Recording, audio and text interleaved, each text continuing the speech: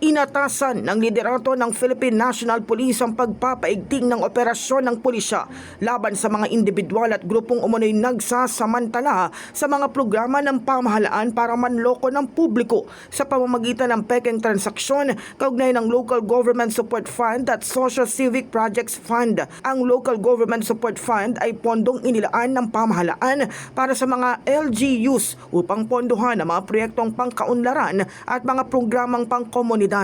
Inatasan ni PNP Chief General Jose Melencio Nartates Jr. ang mga PNP unit sa mga rehiyon at lalawigan na paigtingin ang pagmamanman at investigasyon kasunod ng babalang inilabas ng Office of the Executive Secretary hinggil sa mga mapaninlang na modus na may kaugnayan sa di umano'y pagpapalabas ng pondo ng pamahalaan. Hinimok din ng PNP ang publiko na maging mapanuri at agad i-report ang mga kahina-hinalang aktibidad.